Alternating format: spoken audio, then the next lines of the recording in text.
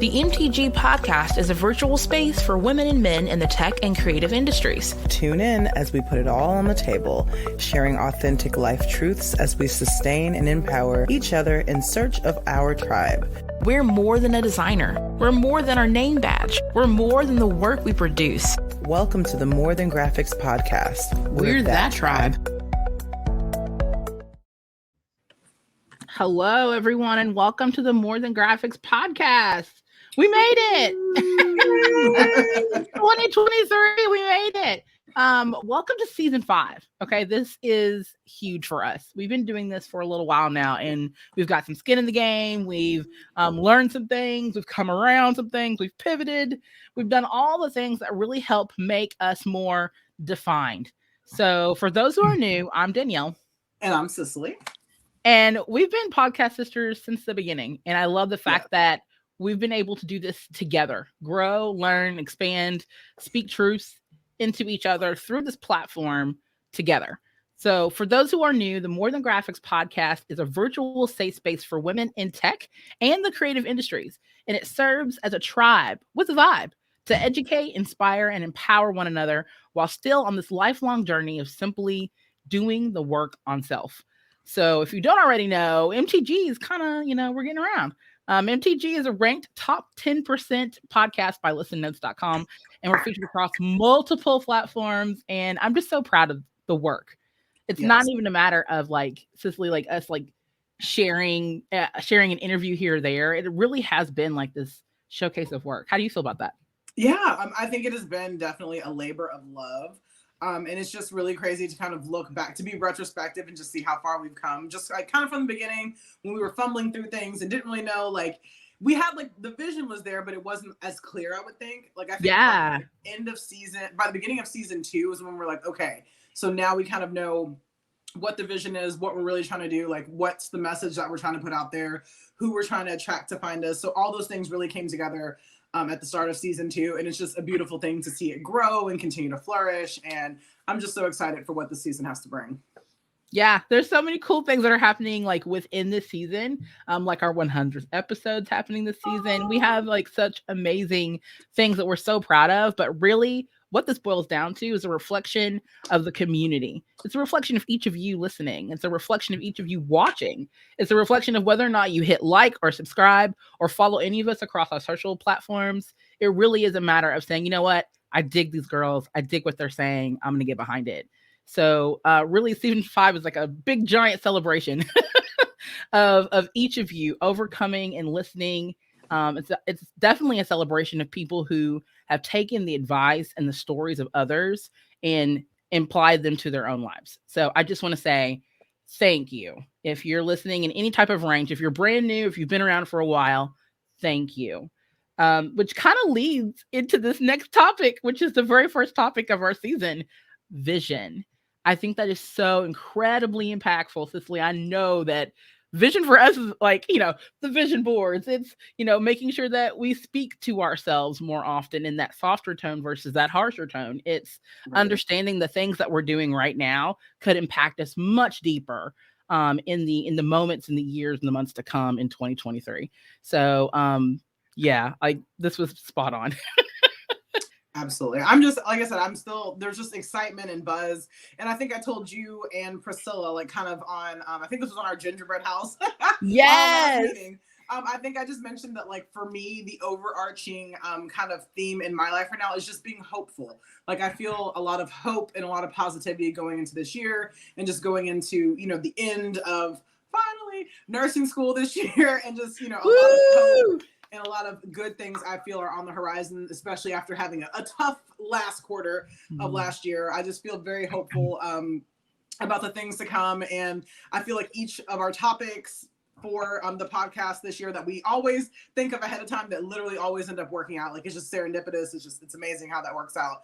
But yes. I feel all of them can still fit into that overarching umbrella of having hope and being hopeful for me. So like I said, I'm just so excited to meet all of our guests, to share our knowledge, and to share these conversations. All right, y'all, we're doing it. We're doing the thing. This is Vision, and I am really excited for the guest.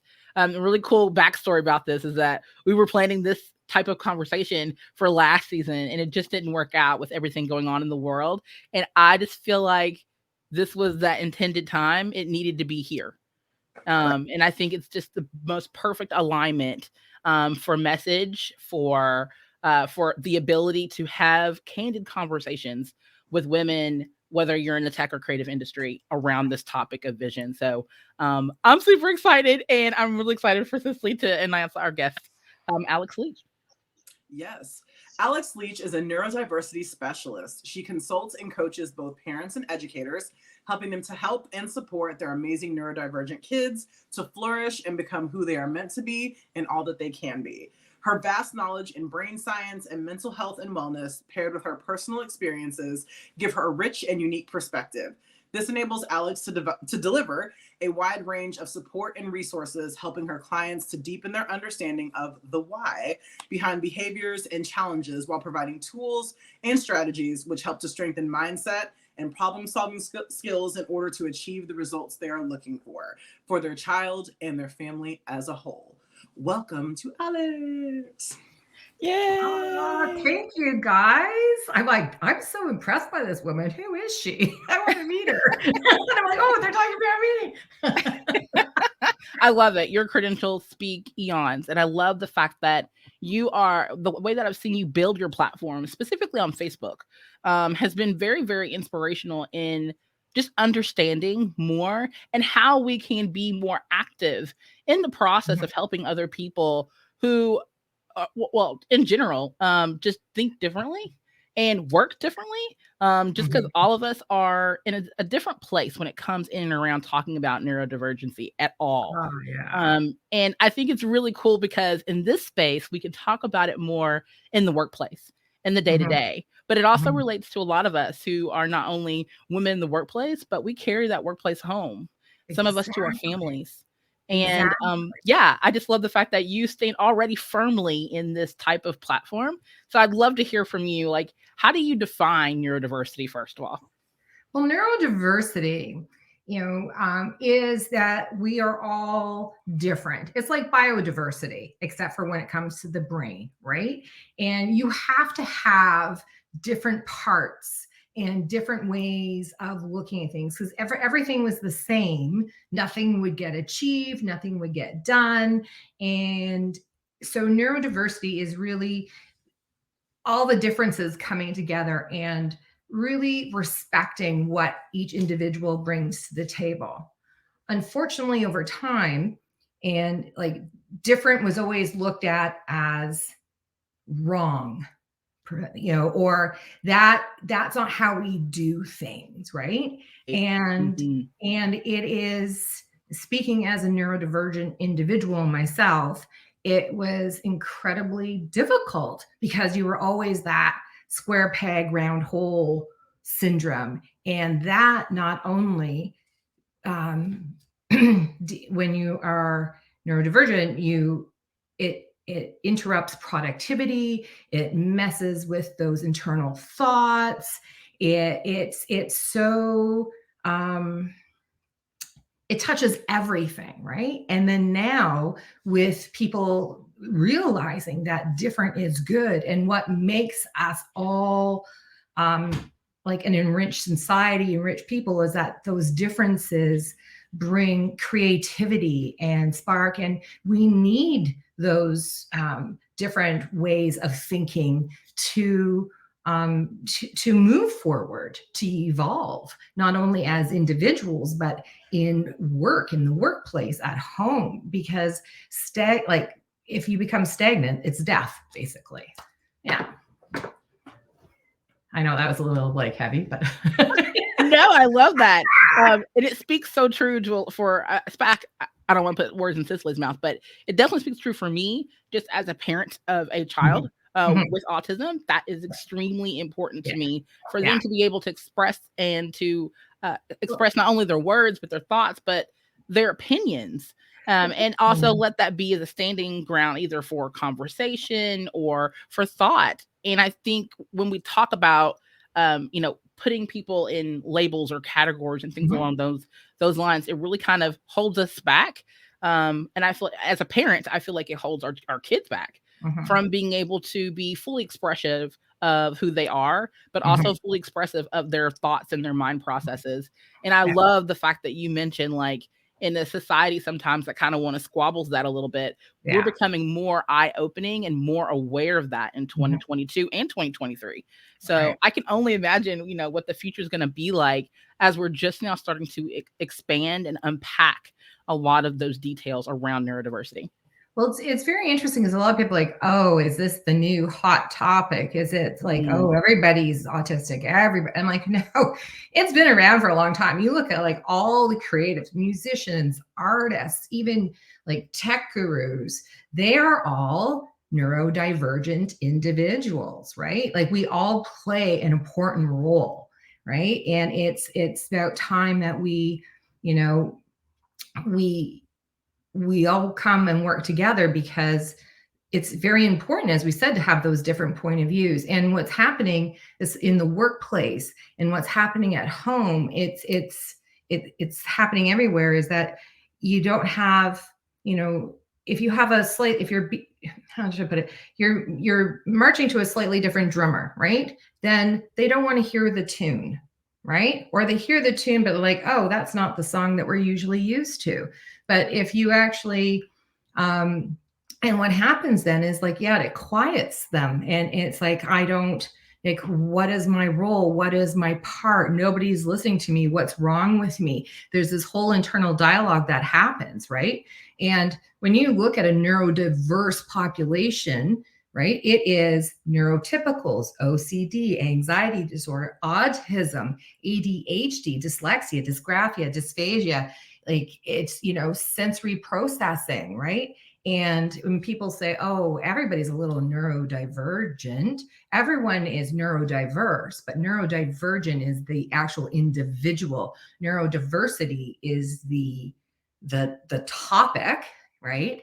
And neurodiverse is the grouping of all individuals, right? So if you have a neurodiverse workplace, you have everybody, everybody. That's the neurodiverse. And so people think neurodiverse and neurodiversity just really means it's talking about this neurodivergent population, right? And so that's where a lot of there's confusion in the workplace. So if everybody, and this is what it's like the things I've learned from the spectrum, the things I've learned from this is that when you are in a neurodiverse surrounding, right? You just walk out the door and it's neurodiverse, right? Right. That it's we all have a part to play, and how we think and how we feel and how we act. It really, yes, it's part of our personalities, but it's also the way that we're wired. And if we are born this way, we are wired this way, people say, oh, it's different. No, it's natural. It's natural, right? It's in the genomes, right? We're all different. There's a reason. I never have my mic on. I'm like, what's going on? Where did I put it? But I love that you said that. And thank you for the breakdown between the difference of like neurodiversity, neurodivergence, like that they are different things to describe different, subjects within neurodiversity in general. And I think that is something that we get confused. It's again, kind of like, I love how you said too, that like, oh, like neurodivergence and neurodiversity is like the new buzzword. Cause I feel like, race relations and things like that, women's equality in the workplace, like all these things were like such novel ideas, right? But they're really not, because it's just people are speaking up. It's time to be heard. It's time, like, when you talk about, at the beginning, you talk about vision, right? Like it is my vision to be out there, like banging my chest saying, like we all deserve to be heard, to be seen, to appreciated for what we bring and who we are. And just because I don't look or think or speak or act the way that these other people do does not make me less of a person. It actually, I'm an individual. We're all individuals. And when we forget that, and I find like that that veil between workplace and home, we forget. We're so used to, and I use the word brainwashed just because it becomes the norm and we become numb to it, but everything gets siloed, right? So you can't separate. And it's my little pet peeve of work-life balance. Well, what do you mean work-life balance? Work is a part of life, right? It's life balance, right? So you have, as parents, you have, okay, even just take whether you're neurodivergent or not, like right off the table. You have a child, like you have an autistic son, right? I have two of those beautiful, wonderful kids. But it's like you go to work. What's happening at home affects you at work. What's happening at work affects you at home. And unfortunately, a lot of the workplace environments don't appreciate that. If they even, as an example, allowed somebody to come in 15 minutes later, and then they would stay 15 minutes later, that would actually ease a lot of tension and pressure that is happening at home. And you know, oh my goodness, I could talk for days and hours on this topic. So if you see me talking too much, just put up your hand and that will be my signal to like quiet down, because like I could get runaway train, trust me. I love it though.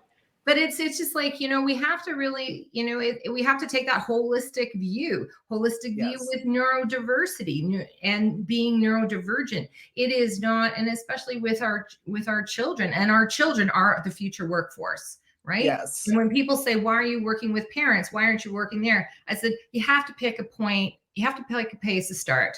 Oh, that was a lot of peace. You have to pick a pace to start, right? And there are a lot of amazing people out there that are already working in that realm, right? And they're doing amazing work. But what I find is the parents aren't getting that support. And if you have a neurodivergent child, more than likely, unless you were adopted, you know, or you adopted your child, one of those parents or both are neurodivergent, right? But because is when we become older, we learn all these coping skills, and we're like, oh, that doesn't fit. So they think they've outgrown it, or they think that no, it's just you have coping skills and coping mechanisms, and that carries on. So starting with the parents or starting with the youth, that's where, when I'm working with parents, it's like, let's look at that parental influence, how that involves work, that involves the co-parenting relationships, that involves your community, that involves your children, that involves the school, that involves even yourself as a parent. And I have many clients that they don't want to hear that.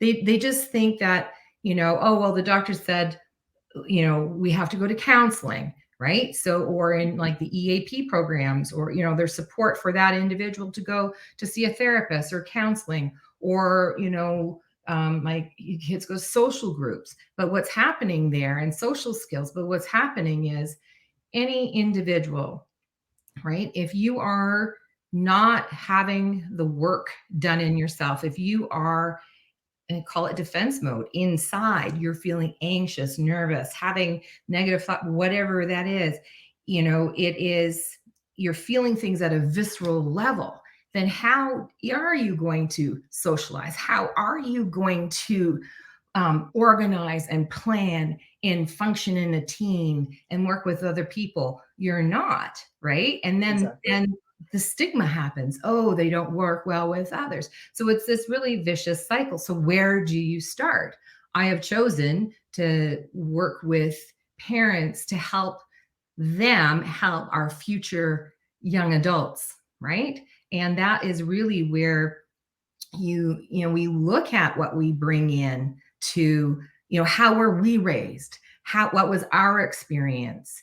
And being, you know, I was diagnosed officially with ADHD, undiagnosed officially with autism, but through my children being diagnosed. And suddenly it was healing, validating, inspiring, lit a fire, right? And it's just like, wow, because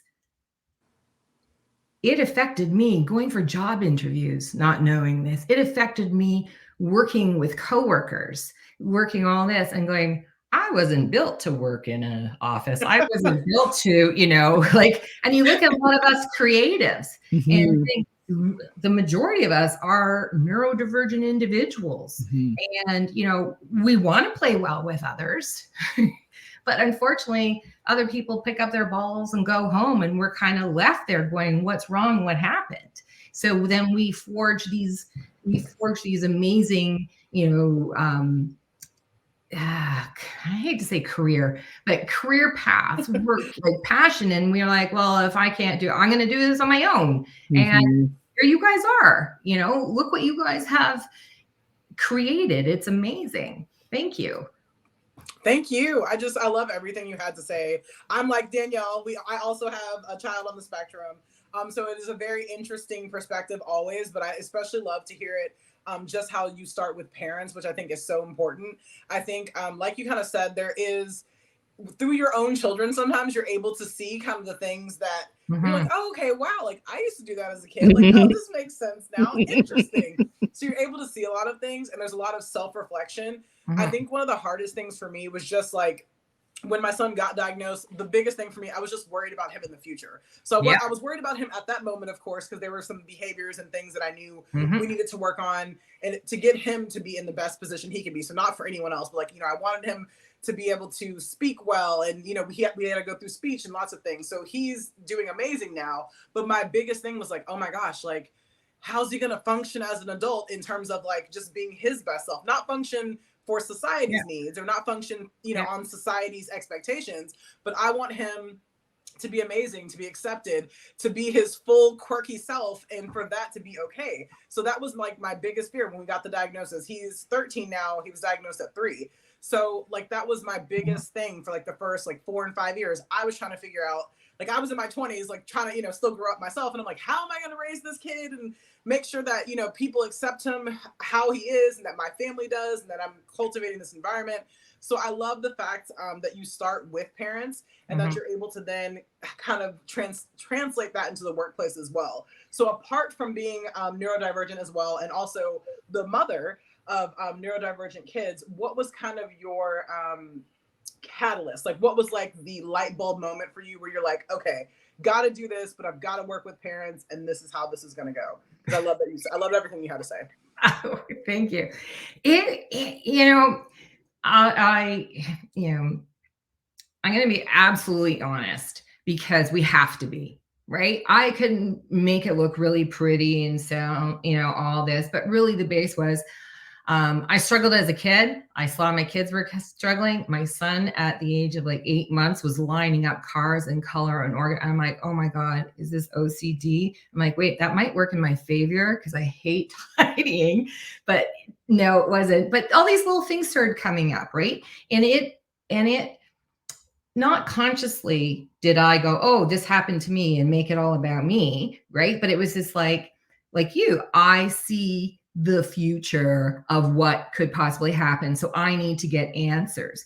And a lot of parents, and this is not to bring any shame or anything, it's like using blameless discernment. It just is. A lot of parents, whether it's cultural or their own experience or, they're like, oh, there's a stigma and a shame to this. No, when you have that diagnosis, and I can speak from personal experience, my kids got diagnosed and it was empowering, not only for us as a family, but for me, right? And having that diagnosis and understanding, and that's where the parents and the workplace, you really understand it's yes, being neurodivergent. Yes, it is a quote label, and there's other labels, but everything's a spectrum. It really depends on how they're feeling, interaction. I always put it as it's like a soundboard in a music studio where you have all those slides, right? And every interaction, those things are moving up and down, right? And so when I say is coming in from parents, everything is so, I said a lot of my clients, everything, we have the best of intentions, but also we are getting in, sometimes we're getting in our kids' way, and we're also compounding issues because we're coming from a place of fear and anxiety about something in the future. We're not taking that time, right? So that's where I'm like thinking of this one in particular where we really went through that process of looking at that report and going through it. And there's a lot of mumbo jumbo, and we're told that you get this report and we're supposed to send it to the school and it's out of our hands. We are immediately disempowered right there because we don't know. But also we look at it and we expect that we get our kids diagnosed and it's going to have all the answers, and then they have their resources and everything's going to fall in place and everything's going to be hunky dory. No, right? The parents really to ensure that our kids are successful. And what I mean and what I declare as success is that they are happy and they're secure with who they are, and they are the best people that they possibly can be and who they want to be. Because as parents, we have our experience, but we also have these expectations for these children. And suddenly these children aren't what we thought we were getting. It's not like we can go back to the pet store or, Winners and return the item. Oh, Costco, they've got the best return policy, but unfortunately I've tried to return my children there and they won't accept them, but it's that whole, we understanding. So when I work with parents, I said, let's look at this. What does this say? Yes, this is a lot of mumbo jumbo and psychology speak, but how does that relate to your children? How is this relating to the dynamic in your family, right? There's sibling relationships, there's the parent relationships. And when you have one person in your family, struggling, the whole family struggles. And then you come in from the workplace and or especially during the pandemic when we're all working at home and that child is having a meltdown and you're on a deadline and you get frustrated, that child automatically downloads that they're the cause of the problem, right? They're not. How, as a parent, do you handle that?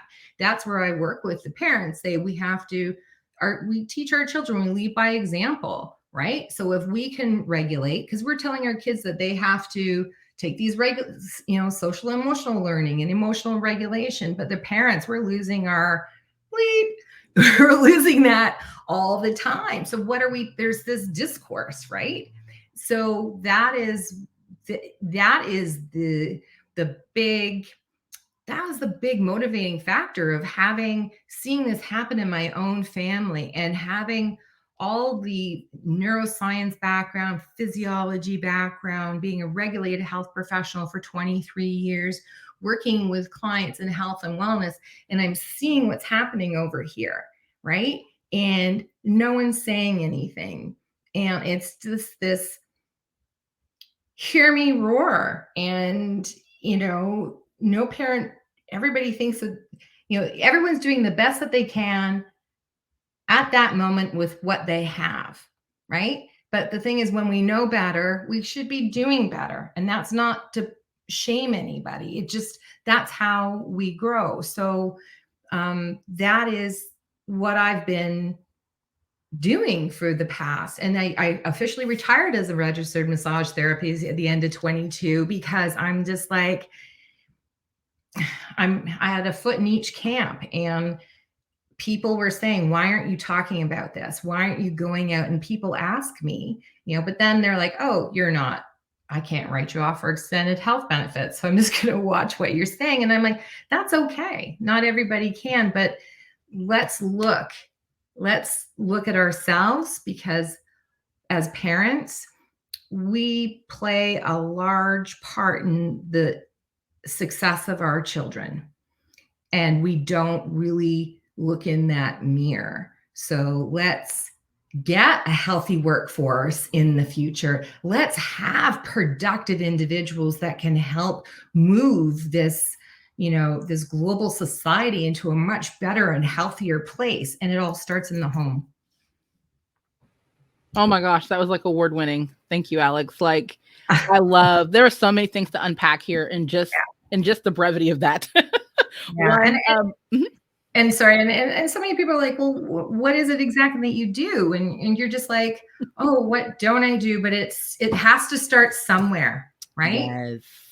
Yes, I It has to totally start agree. somewhere. So that's where I've like, it's like, when you have a globe and you're going to travel and you spin it around and you close your eyes and like, I'm like, parents, they're the worst.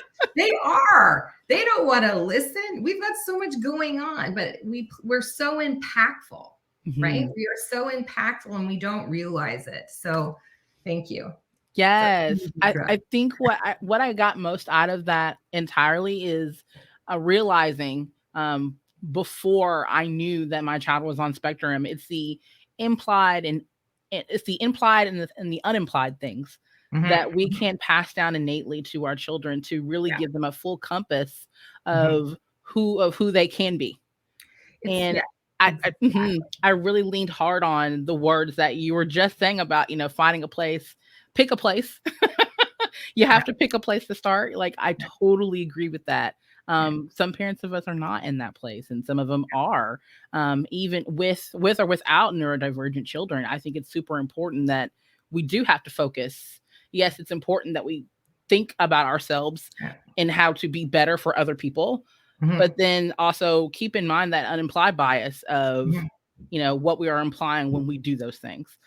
And that's the thing, right? Like I say to a lot of the parents and families, so I work with parents and families, right? Like we're all a unit. But I said, before you react, like we all want to react, we all want to respond, not react, right? And Mhm. it's so easy to react. As being a parent, you could fly off the handle several times a day. It takes a lot of composure, right? It takes a lot of everything. But just even if I could, and this is the big thing, how we speak to our children is what develops the inner voice in their head, Correct. Yes. right? And so I want to make sure that we work together so it's changing the conversation, meaning it takes it from you're not trying hard enough or why aren't you doing this to and then when you understand, and that's what I do, when you understand, for example, ADHD, right? It's called several things like ADHD, paralysis, overwhelm. When you have a and my son, they're both my children, autism, ADHD, LD, several LDs, and other mood disorders, right? It's a whole alphabet soup in this household, right? And I look and I see, and it's very irritating as a parent when you've asked your child to do something several times and they're not doing it, or it looks like they're not paying attention. Well, you know what? Understanding how ADHD presents in your child, right?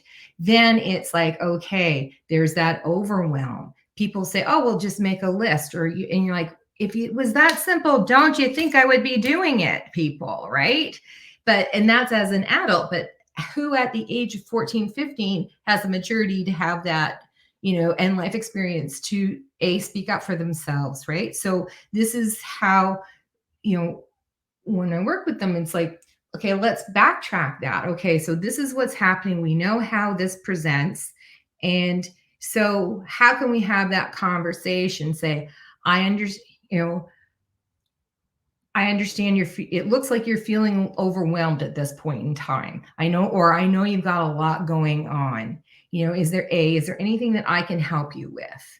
Or if you need, I know I I believe in you and I'm going to let you, because I don't want to take over. I don't want to disempower them, because if I jump in and try and fix their problem, right? This is what I say to the parents. It's a big thing. If you try and jump in and fix their problem, you're disempowering them. They're not learning how to problem solve as well, right? And then there's a lot of that independence that comes up and friction and tension in the household because they, as the child, the teen, the tween, they're not being heard, understood, or sometimes we don't believe them as parents, right? So helping parents understand how these things present, what's going on, how can you change the communication to where it is supporting the children, right? Allowing them, and even saying, okay, you're asking for my help. Do you want me to have my parent hat on,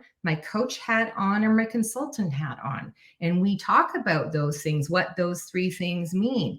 And this one family I'm thinking of in particular, we had a family meeting. We sat down where there was no thing that really needed to be addressed that was emotionally charged. We said, okay, we're going to try this out. Okay, everybody, their parents, we have a parent hat, a consultant hat, and a coach hat. What does that mean? And we described what each, sort of hat is. And so then later on, even with the parents, right? Do you want my partner hat on, my coach hat, my this? And so when somebody was having a difficult time, Ken Hatton say, my son and this other person too would be like, I need, can you put this hat on? And then you're wearing that hat. Everybody has the same understanding of what that hat is. So they could have a conversation in that sort of, dynamic, and it's more productive, right? And it's healing. And that's the whole thing. We have to make sure that, because there's all these little micro traumas. I'm sure both of you know, like you get so, as a parent, you get so, and you, that's very polite.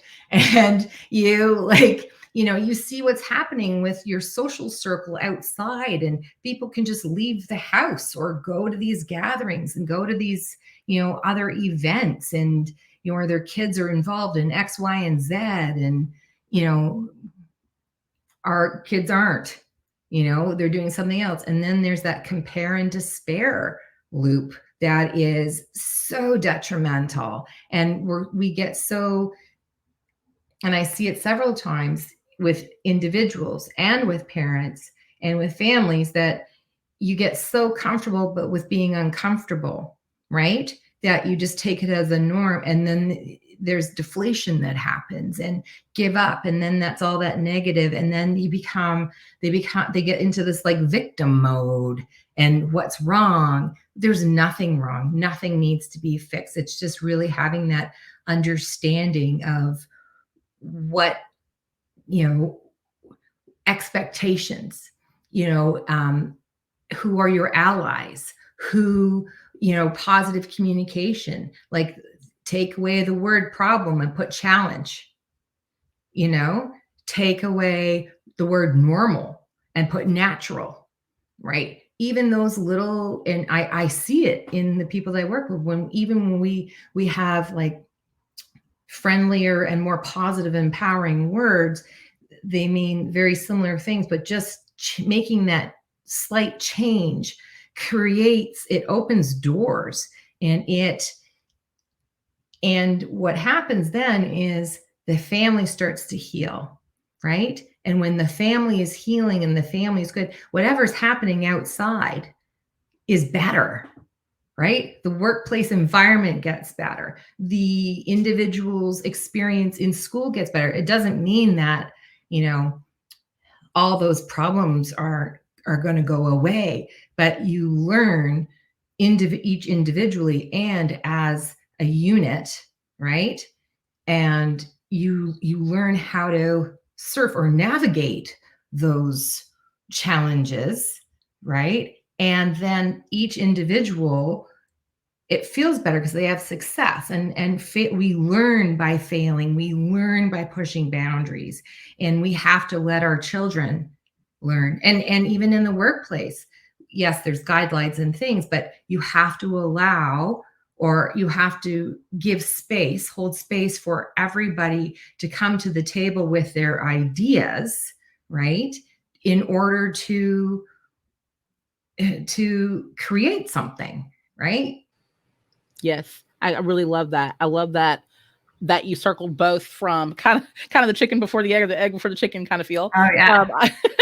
I love that you kind of started with the nucleus, the home, and then Yeah. how the home and how those lessons learned in that intimate community and dynamic, as you mentioned, how that can progressively help into a growing adult, into a person in the workplace, to a person in the office, how that can help stimulate deeper understanding and growth and nurturing too. There's a level of nurturing. I just feel like there's a more of it, obviously, starting in the beginning, in the household and amongst the individuals in the household. And then that kind of trickles down into the relationships and the office culture or the workplace culture that you initially are going into as an adult. So I really love the fact that you mentioned that and gave a beautiful illustration as well, and kind of working with families, really what you do. You're a specialty coach. You do this on a regular basis. Yes. And so I really kind of want to pick your brain about, what's your vision for more inclusion of being neurodivergent or just neurodiversity, period, as a society in the workplace for 2023. Oh, 2023. I have to cap it at 2023. Wow. Okay, and beyond. We'll throw it in there. And beyond. So, like in a perfect world, there wouldn't be, oh, you're neurodivergent, you're white, you're Asian, you're Hispanic, you're Black. We're human, right? We are human. That is my big vision, right? Yes, you can be a human in the States, you could be human in Canada, you could be human here, and there's all that other crap that comes with that, right? But at the end of the day, we are all human. And it's like when you look at a cell, right, in biology, you have, yes, there's the cell in itself. Even the border and the membrane of the cell serves a purpose.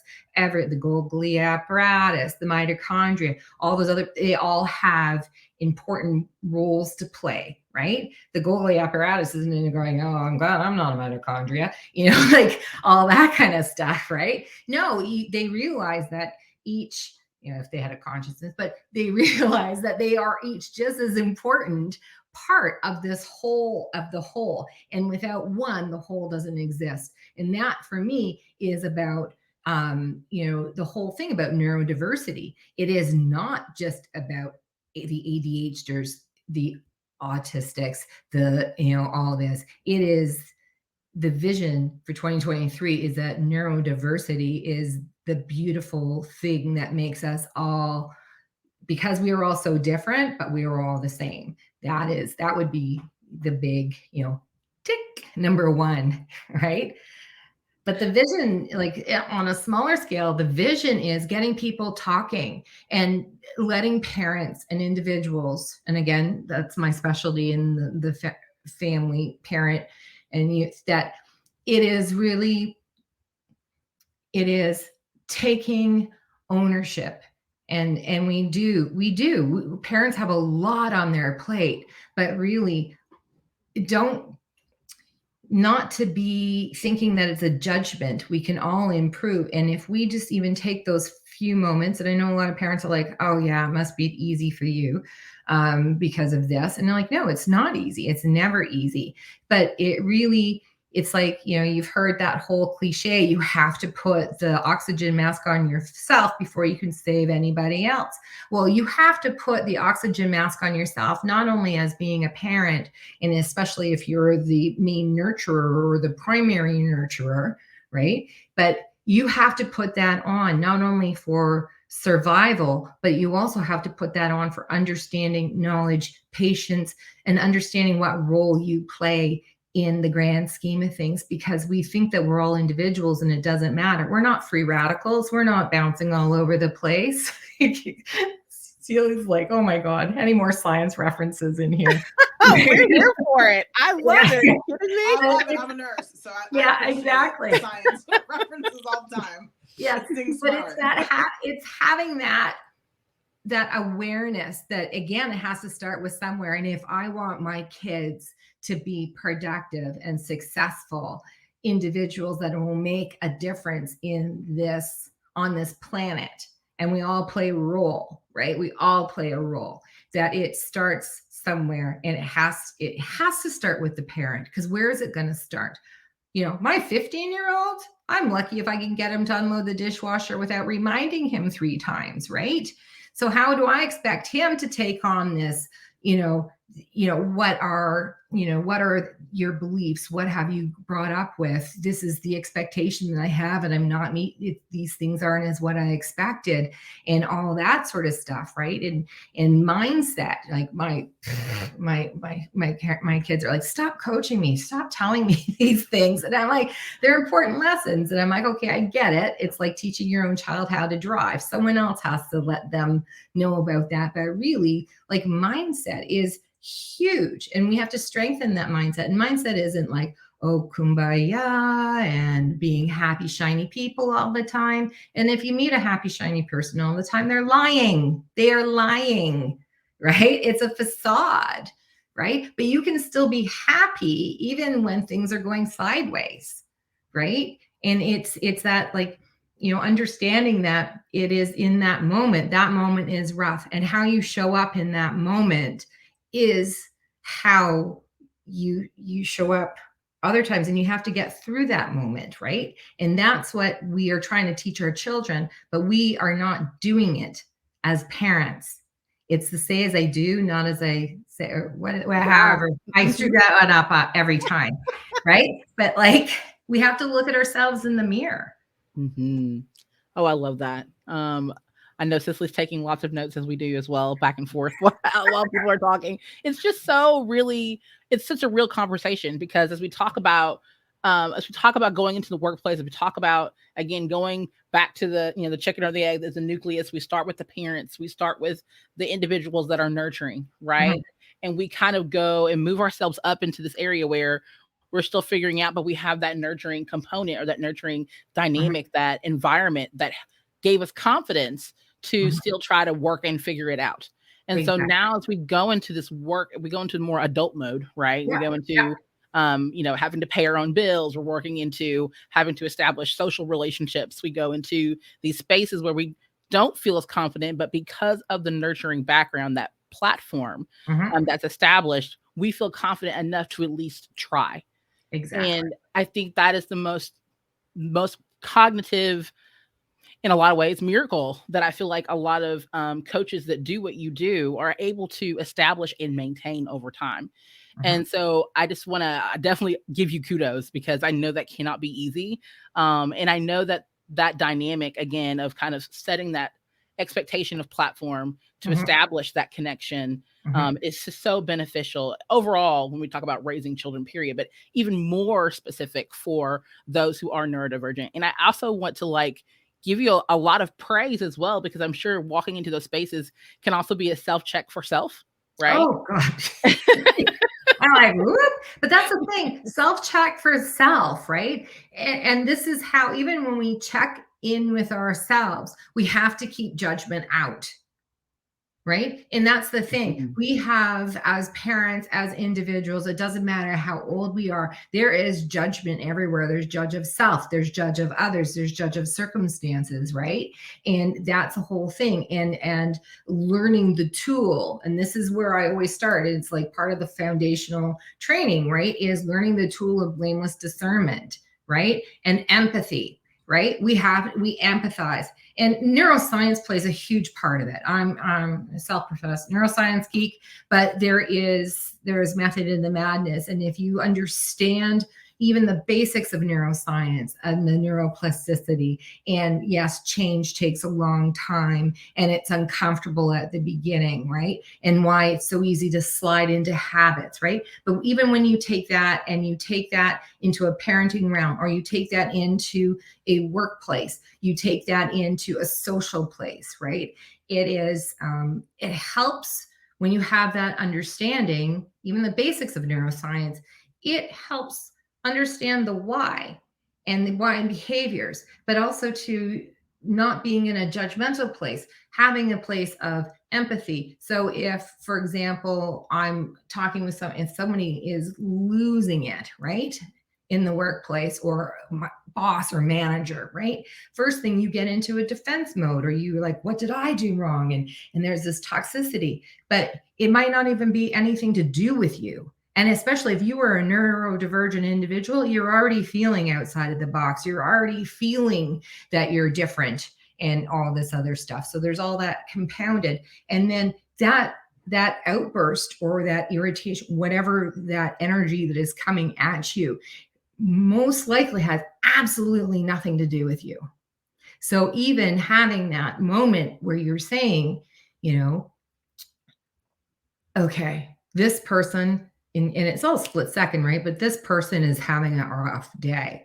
And I'm not condoning the behavior, but I'm just understanding that he's having a tough time, or she's having a tough time, or they're having a tough time, right? So then that is how you start to navigate through that scenario, right? Maybe I did botch something up and that was rightly, but it's not right for that individual to disrespect me, right? And it's having the confidence as a neurodivergent individual to say, okay, yes, it's done this way, but we learn more through failure, right? And we learn more through, and I'm not talking epic fails. Like, yes, we learn a lot through epic fails, but like those little things and tweaking and having that again in that coaching process, we look at it saying, okay, well, how did that work? That didn't work well. It doesn't mean you throw it out. Let's have a look at that. And what did you learn from that, right? Because if you're just like, oh, instead of having that belief of, oh, I'm not very good at this and it didn't work well and I'm avoiding this, that is a whole other snowball effect, right? So what it is having that, this is where like the mindset comes in and neuroplasticity and a whole bunch of other stuff. And that's where you come in and go, okay, well, that didn't work. What could I do next time? What systems can I put in place?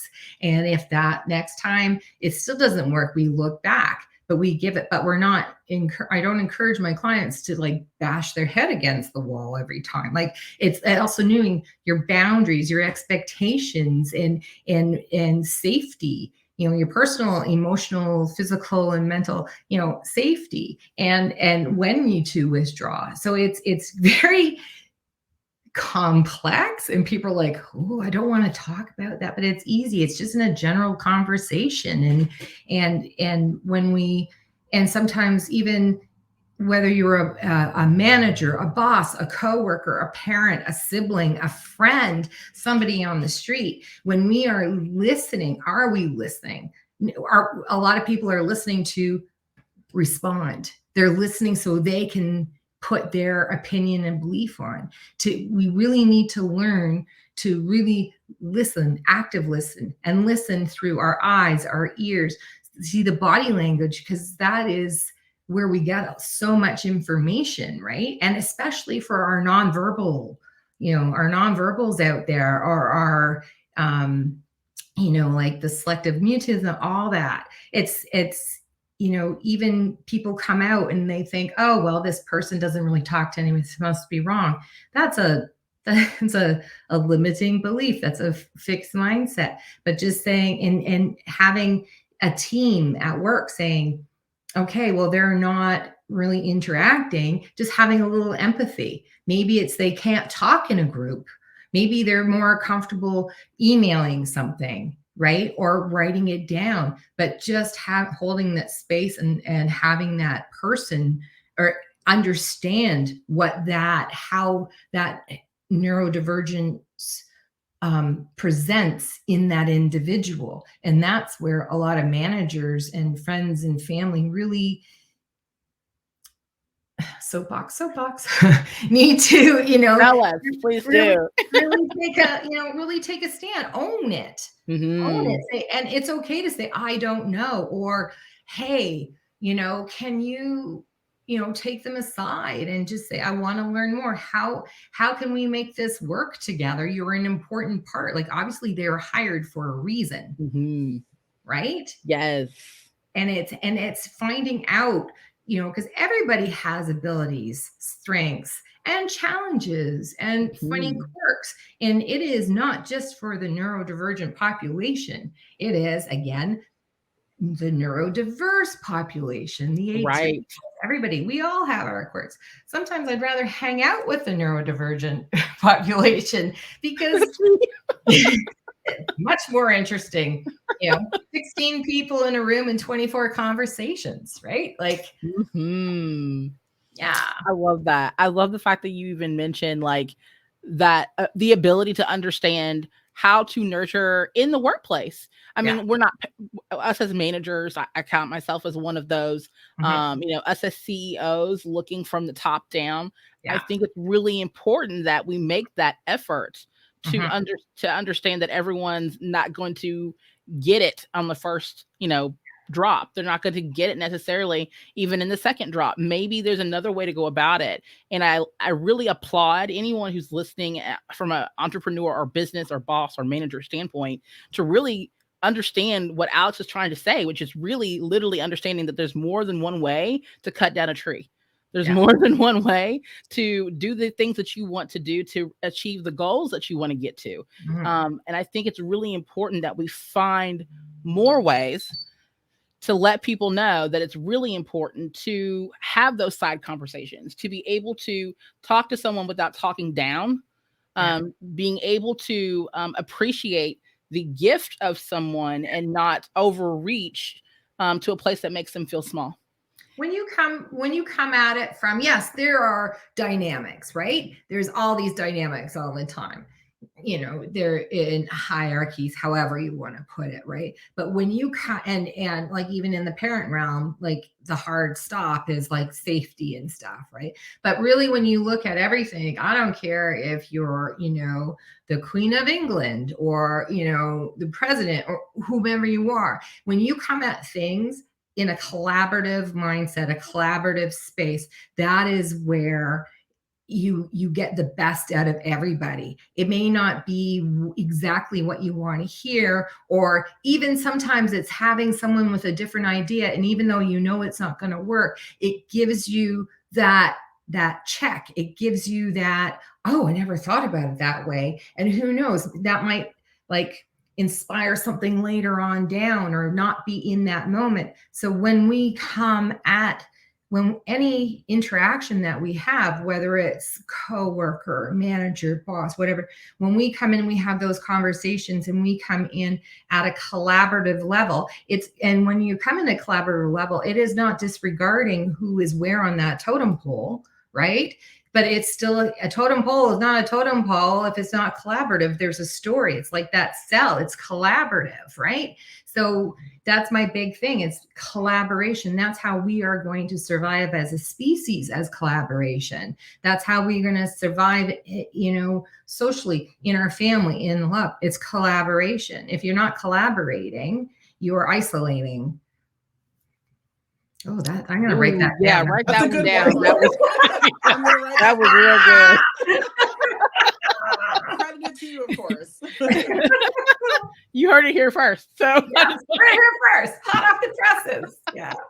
I love that. And I think that is so impactful as we talk about being in a workplace that is more accepting of diverse minds. And I also think that it's very intuitive too. For a lot of us, this may be new to you. Maybe this conversation of neurodiversity is something you hear, but you kind of tone out. Now is the time to start addressing.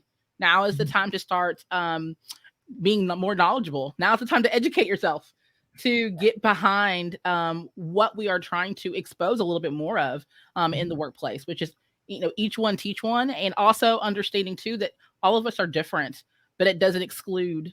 It's not a place of exclusion. It's a place of inclusion. So and that's the thing too, right? And I'm sorry, I know we're running out of time, but but the big thing is that being a neurodivergent individual is an invisible condition. People say disability, things are changing in that because people are realizing that it's not a disability, it's the environment that can be disabling. It's a condition. That is a big thing, topic another day. But it's like, it really is that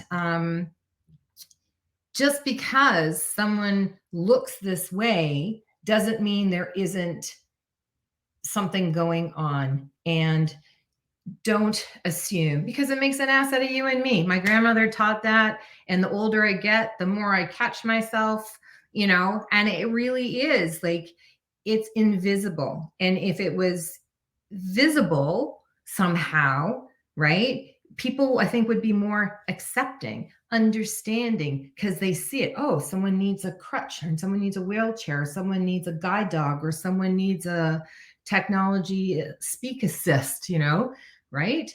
But, and so suddenly, you know, that's off. But when you are an individual that has a invisible, you know, condition, tolerance levels go down really, really quickly. That was so well said. Thank you, Alex. That was beautiful. Like I really feel like I hope that anyone who's listening to this message is really either absorbing the acceptance, absorbing the education. Are there a few resources? I'm just going to randomly ask. Is there a few resources that you highly suggest for other people to learn more about being more accepting of neurodivergence and neurodiversity, period, in the workplace or in general for families? Oh, well, you know, Google is an amazing place, right? Obviously, alexleech.ca is a great place to go. Yay! Yeah, hey, right? It's a great place to go. And hiring me as your coach and consultant, and that's the best place to go, right? All But right. if you're, you know, but if you are looking at, you know, where do you start? You know, there's like TikTok has this, YouTube has this, like there's so many people out there. And what I say is, when you are looking at this stuff, just please keep in mind, especially, and it's not a slight on any of the amazing individuals that are working in this realm and they're posting on social media, any platform on social media, right? They're there to advocate and to educate, right, as well as entertain. But when you are somebody that is starting out, or you're questioning, or you're not sure, and you're looking at this, right, there's a lot of great suggestions out there, but find somebody that can help guide you through this, because it's no different than reading a parenting book or reading how, you know, Managing for Dummies or whatever, right? Yes, it's there on print, but we are not all carbon copies of the case studies that are in here, and not everything is going to work. So if you try something and it works, that's wonderful. But there's the accountability piece, right? And there's the problem solving piece, and finding somebody like myself, and my peers. There's so many out there that I don't even know, and there's a lot that I do know, right? But finding that trusted individual that can help you if something isn't working, because if you throw it out, goes, it doesn't work, suddenly you can be closed-minded, but also the people that you're working with, right? So your employees, your coworkers, your children. Think about the other side of that. It didn't work for you, but there's a reaction to your action, right? So we do not want to make anybody feel small. We do not want to, no one's intentionally hurting anybody, but some of the stuff out there can be harmful if not applied and followed through in the right way. So find that trusted individual. Start with Google or the social media things, but find that person that can help you. Yeah. And I love that you said that. So thank you for, like, you know, the vetting process as well. Like you said, there's a million things on Google and social media, but like you said, we're all completely different, and what, you know, may apply for one person may not apply exactly for me. Yeah. So having that professional guidance, having someone who can lead you in the right direction, and also be a safe space for you, because the internet can be like a sinking hole and not very safe. Oh, yeah. It could be a beautiful rabbit hole, or it can be a very scary it's either the red pill or the blue pill. Yes, like, and you never know. You never know, right? And I love that. You, like, again, we have to acknowledge that, like, especially with kids. Like, I know we all have teenagers, so especially with kids, like, you know, my son will see something on like, oh, I Googled it, but I'm like, what was the source? Like, Google's not the source, right? Like, it came from like the Sun, you know, the UK newspaper, the Sun. Yeah. So I'm like, sir, I don't know. We're gonna have to investigate that further. Well, it's fact check, right? It's like everything else. Exactly. Like if you're a journalist, right? You're a parent. You go one source. If you've checked a few sources, like 3 out of 5, all are saying the similar thing, then you know that it's true, right? And Right. that's the thing. Like if you say, okay, this, you know, oh, so and so said this, or I read this, and you apply it to every person, it's like, you know, I love being an autism mom, and again, autistics aren't always, there's like 65% of autistics have multiple diagnoses, right? Like, so, you know, you, and the saying in the, you know, autism communities, meet one person who has autism, one autistic, you meet one autistic. It is the same for ADHD. It's the same even for neurotypicals. You meet one person, you meet one person, right? You met one whole the things that we have learned in this space benefit everybody. Like when I'm working with my educators, right? When you chunk down information, you break it up, you change certain words, you address and say, oh, try hard, or you could do better next time, or that's your best, even something as simple as they say, that's your best work yet. You have put pressure on somebody. You have put, you've increased anxiety. People don't realize that. You see, even in parents, when a child comes with like art, instead of saying, oh, that's your best piece yet, or that's my favorite, you've set an expectation and you set that bar for that child or that individual to fail next time or not really want to try because of fear and anxiety, by saying, I love how you've done this, or I, you know, in the workplace, I love how you came at this a different angle. Right. We might not be able to use this right now, but I really appreciate that.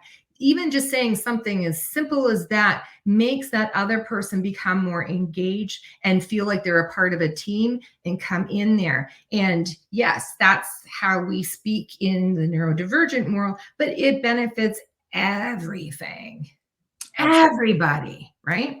And that's one thing I love about like lessons as being an autism mom, that like so many things I've learned from my son and his experiences have made me not only be a better mom to him, because I'm a great mom for him, right? I may not be a mom for someone else's, a great mom for someone else's kid, but I'm a great mom for him. But it's also made me like take a step back and look at how I approach things. And now I look at things like no matter where I am and what I'm doing, instead of like, you know, again, we were talking about checking biases and judgments and things like that. Instead of like the first thing being like, oh my gosh, like what's happening? Why is this person, you know, so upset? Like, well, gosh, it's not that big of a deal.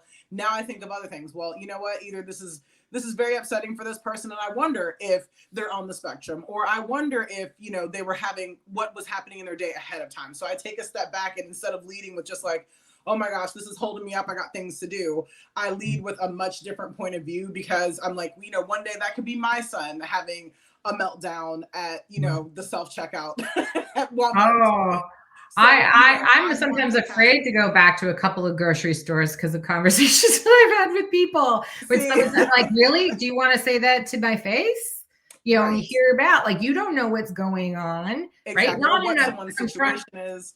You know, not being, you know, combative and confronted to that person. Obviously, say a little nicer, right? But it's just like, you know, you don't know what's happening here. And as being that mom, also being an individual, there are some things, and I go into certain, you know, interviews, and even, you know, when I'm also an ambassador in the World Mindset Organization, and I work with Captains and Poets as their neurodiversity consultant. And, you know, I have a lot of other companies that I'm working with, you know, and I preface things first saying, and at first, at the beginning, I was a little embarrassed. Why am I defending myself before I even get started? No, this is part of the process, because I am proud I'm a proud neurodivergent individual, and take me or leave me, and you're hiring me for this. But yes, I am a runaway train. I know you guys are figuring this out now. I'm a runaway train at times, right?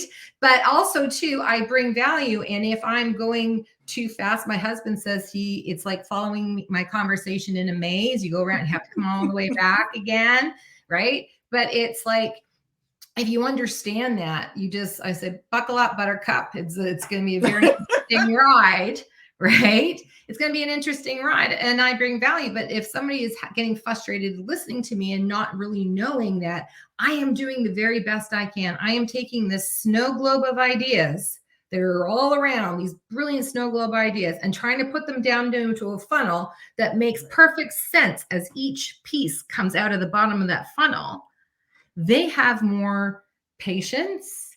Yes. I am feeling more comfortable because I have said something like that. I'm not apologizing for who I am, right? But just talking with a neurotypical person, I can be incredibly overwhelming, right? At times, and confusing and frustrating. It doesn't make me less of a person, but if that person knows of this is where I'm coming from, and I present it in a non-apologetic way, I'm not only advocating for myself, but I am educating, right? So I am, and I think us as parents and us as neurodivergent individuals, we are educators, we are advocates, and the more that we are not embarrassed or feel shame or stigma of who we are, then we can shine and coexist. Like, that's a wrong word, but we coexist. Like,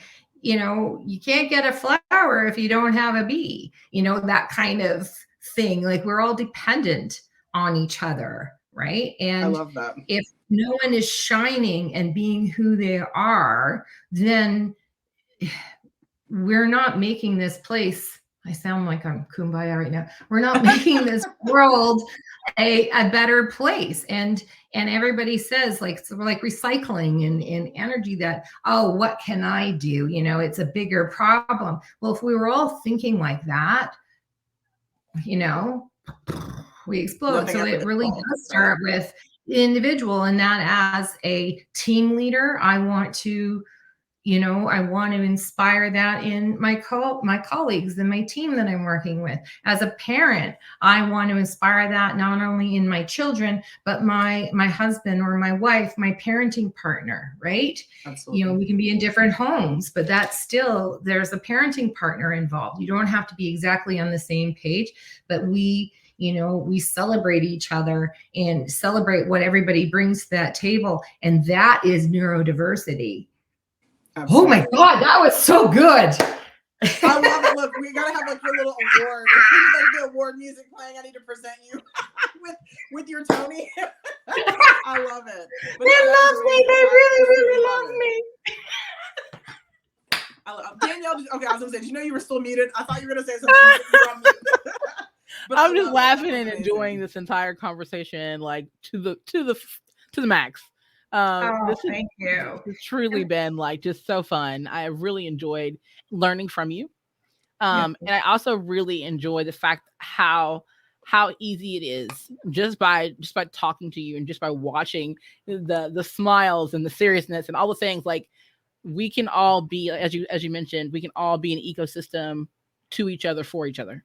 Exactly. And I think that is such a beautiful illustration just through the conversation today about being and supporting neurodiversity in the workplace and in the world. So if you're not hearing it from me, you got a big fat thank you.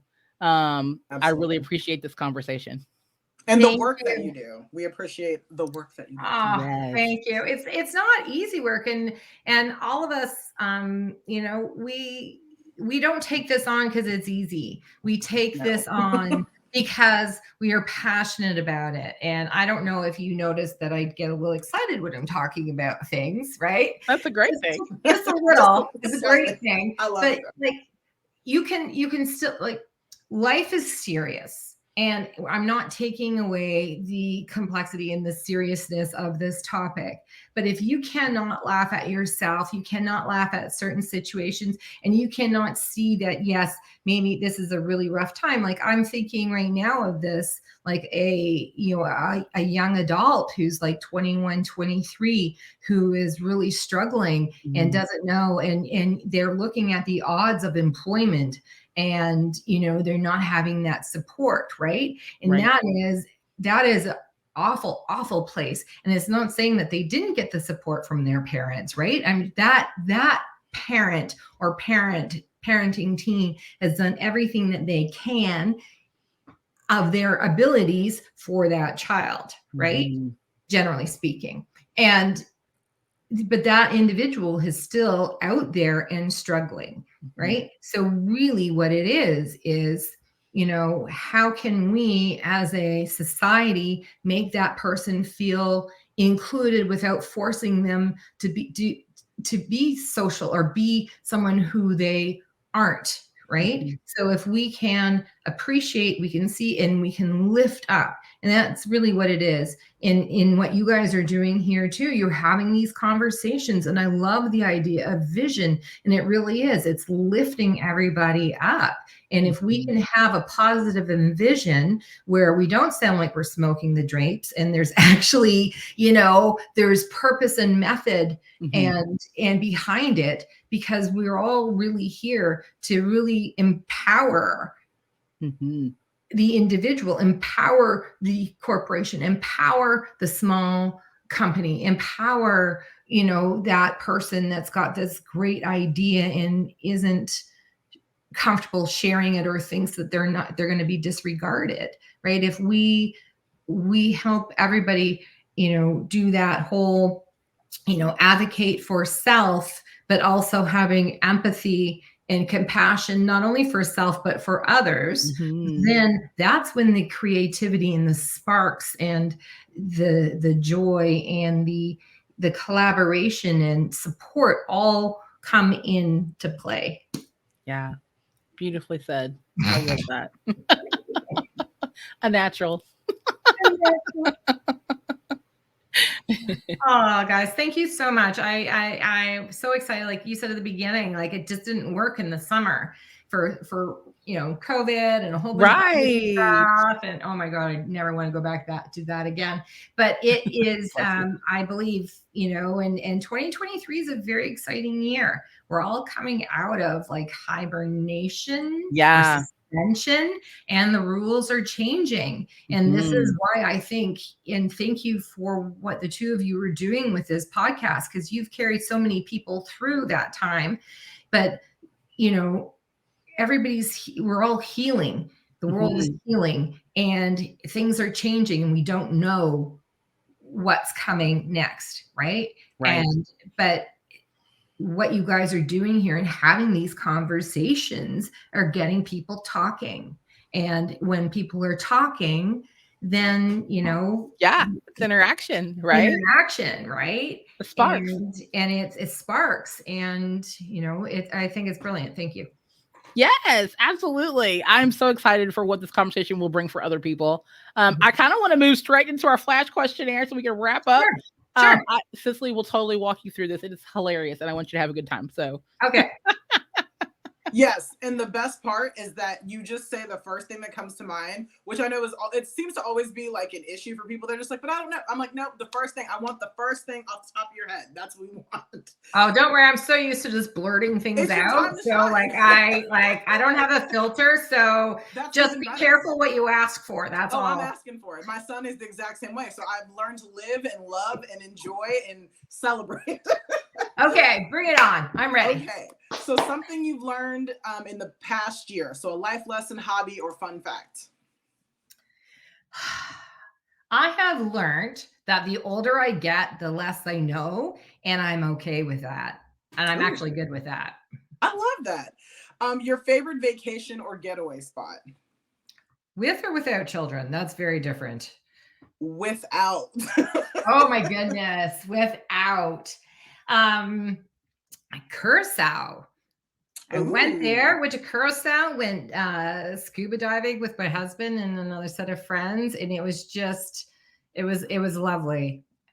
And then there's like South Africa, I was there. And then like we travel a lot, but the food and the environment and the people and the small villages and the community, just everybody was so beautiful. So it's like the activity was Curacao, but if I really talk about the full experience, it was South Africa. That is amazing. So now you make me want to go. Sweet snacks or savory snacks? Savory. That was easy. Harry Potter or Star Wars? Oh, those are two different camps. It's like apples or oranges.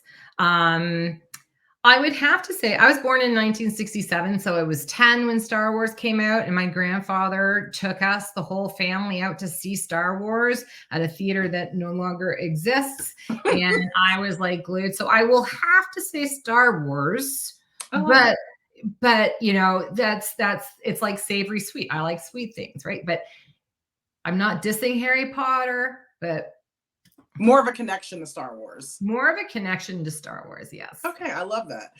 Digital books or physical books? Physical books.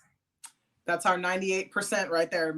Most everyone says physical books. If you could go back in time, where would you go and whom would you see? Okay, time. My lifetime? Any lifetime. Any lifetime? The last lifetime, whichever. I would go back to when I was around 10 to my grandparents' cottage, and it would be after dinner, after we finished dishes, and my grandfather would go sit down the little bench down by the waterfront, and I would go sit with him. Oh, I'm getting all goosebumps and go sit with him and have my conversations with him. I love that. That is a beautiful memory. I love that. Yeah. Your love language or love languages. So like how you like to receive love. Like how do you receive love? Oh, I receive love. That's complex. I receive love by the ability to be me and who I am.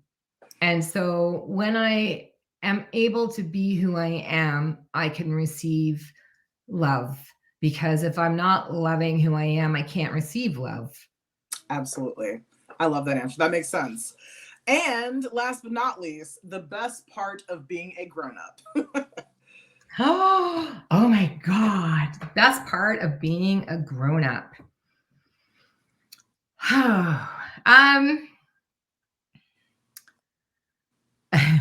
Best part of being a grown-up is I can jump in the car and go wherever I want to go or envision that I'm going. But that's hard.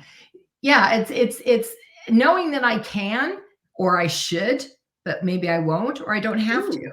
Yes, like, I love that. I think that's my, that's it. Like I have things that I have to do, but do I? Yeah. Okay. And when you get to dictate, you get to decide. That's the thing. I love that. That was awesome. I love that. That's one of my favorite answers so far for that question. I'm stealing that answer. That's my favorite part of being a grown-up too. I feel sorry for anybody else that has interviews after me because I've set the bar high. You did. You have started the year off right. Like they've got to really. I'm sorry. I'm just having fun. Set that bar. She set that expectation, folks. Like it's right there. It's right there. It's right there. Yeah. I love it. Those are great questions. I'm gonna use those. Yeah. It really makes you think. It makes you think about things. Well, again, Alex, I thank you so much for your time, your wisdom, your energy with us today. Thank you so much. For all of those out there who want to follow you, we'll put all that in our show notes for today. And I continue to, again, thank everyone who has been listening, continue to listen, or just now starting to listen to the More Than Graphics podcast. Continue to subscribe and follow us wherever you listen to podcasts. Send us your feedback or Facebook, on Twitter, or wait, let me start that over. Send us your feedback on Facebook or Twitter on how your life stories and no, it's catchy. You know what? Right. If you like it, just tell us. There you go. Yes. Please tell us. Be sure to check out mtgthepodcast.com and subscribe to our emails for exclusive behind the scene moments. So thank you all for watching, and we'll catch you on the next episode of the More Than Graphics podcast. Bye, everybody.